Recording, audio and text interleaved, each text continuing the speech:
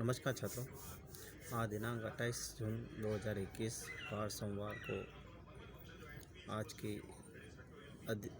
अधिगम के आकलन अनिवार्य प्रश्न पत्र द्विवर्ष बीएड पाठ्यक्रम के संदर्भ में आज की क्लास है।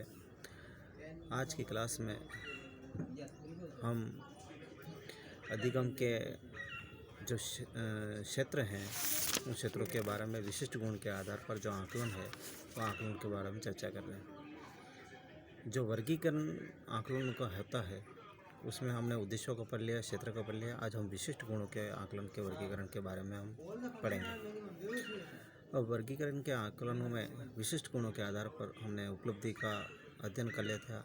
आज है अभिवृत्ति यानी एटीट्यूड। एटीट्यूड शब्द आप सभी जानते हैं और हम भी जानते हैं कि एटीट्यूड शब्द क्या होता है, उसके मायने क्या होते हैं, किस रूप में देखते हैं।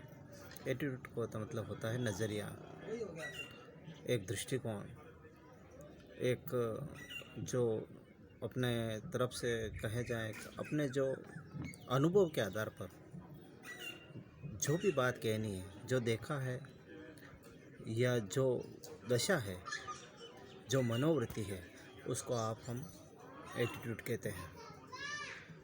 व्यक्ति अपने जीवन के विविध प्रकार के अनुभवों को देखता है, सीखता है और उन्हीं अनुभवों के आधार पर व्यक्ति मन में एक धारणा बना लेता है, एक दशा बना लेता है। उसे हम मनोदशा या अभिवृत्ति या एटीट्यूड कहते हैं। अभिवृत्ति जो होती है या एटीट्यूड होता है वो धीरे धीरे परिपक्व होता है और इस परिपक्वता के प्रभाव से व्यक्ति बहुत से सामाजिक कार्यों में नियंत्रण या नियंत्रित होता है। अभिवृत्ति उसके व्यवहार की प्रेरक शक्ति होती है, जिसे हम ड्राइव, प्रेरक या संवेग के माध्यम से हम परिलक्षित करते हैं।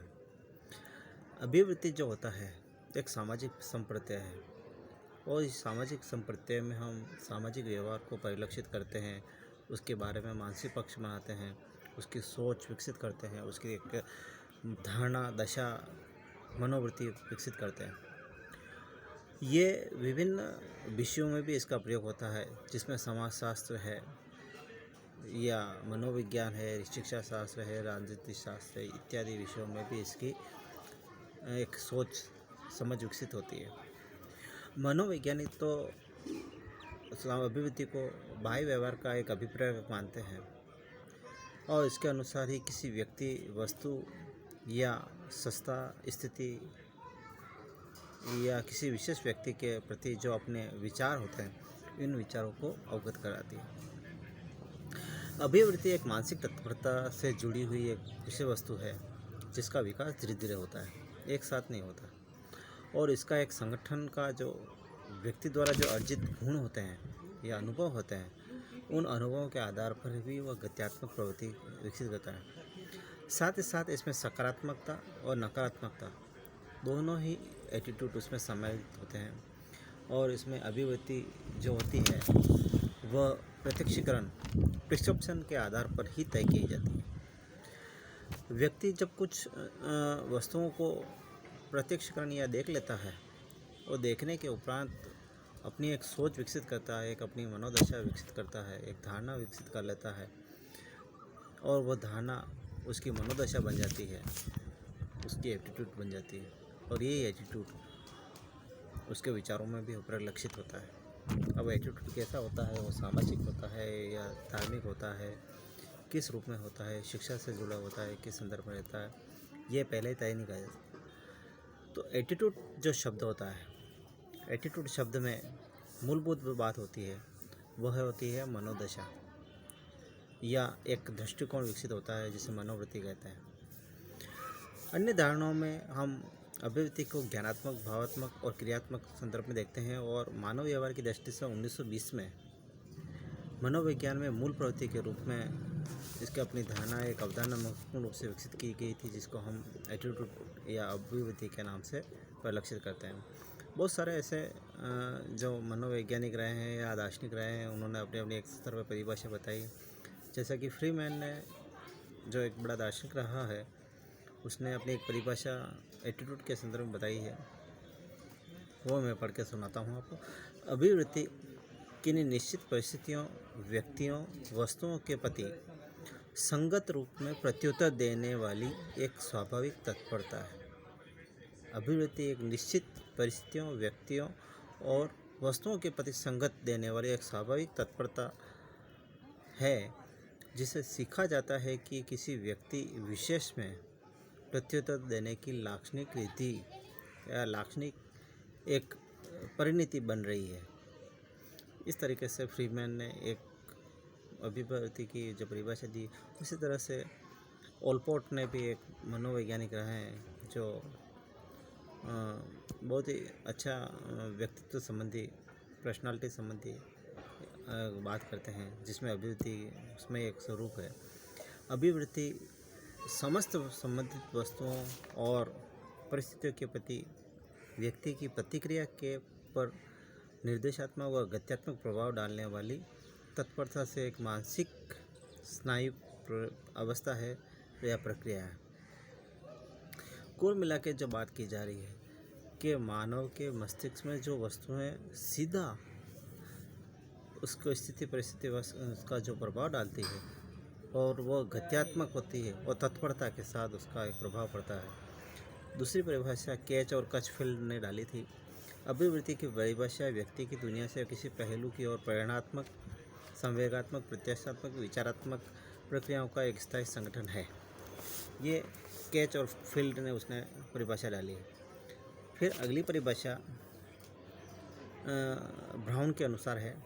अभिव्यक्ति एक अर्जित सापेक्ष रूप में प्रतिक्रिया की एक निश्चित प्रवृत्ति है और यह प्रदत्त परिस्थिति में दूसरे व्यक्तियों और वस्तुओं के प्रति व्यक्त होती है।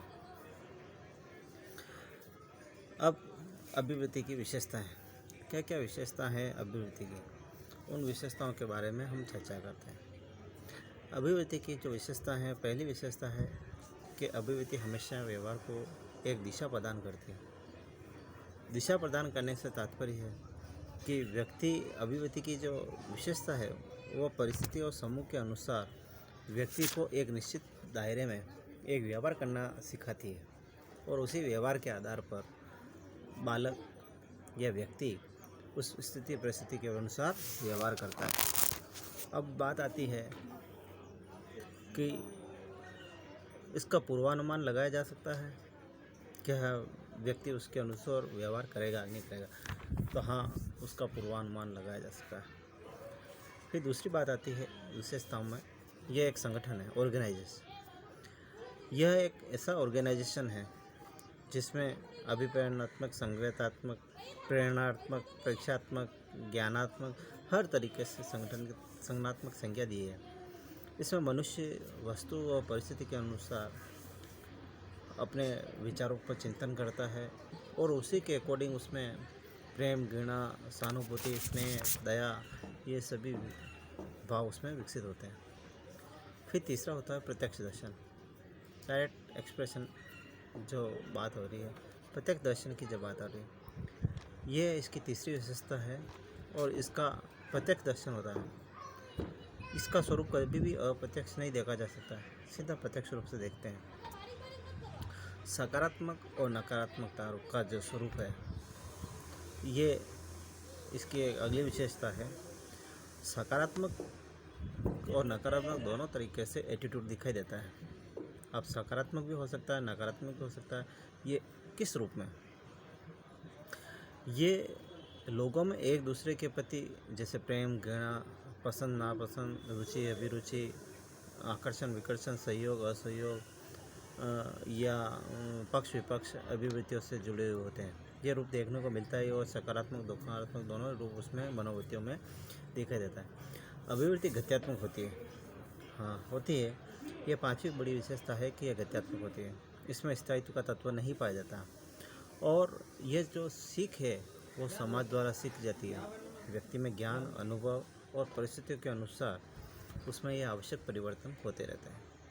तो आज का जो प्रकरण है, उस प्रकरण के अकॉर्डिंग जो बात की जा रही है कि अभिव्यक्ति हर व्यक्ति में अपने हिसाब से होती है। तो इन विशेषताओं को ध्यान रखते हुए हम देखते हैं कि उसमें प्रश्न में सकारात्मकता भी होती है, नकारात्मकता भी होती है, उसमें प्रत्यक्ष दर्शन होता है। हमेशा अभिव्यक्तियाँ व्यवहार को परिवर्तित करती है, उनका एक संगठनात्मक ढांचा होता है और उसी ढांचे के अकॉर्डिंग वो हमेशा गतिशील होती है, हमेशा परिवर्तनशील होती है।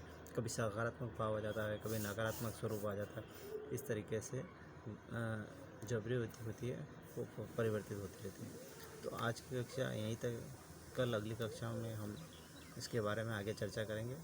आज के लिए इतना ही, धन्यवाद।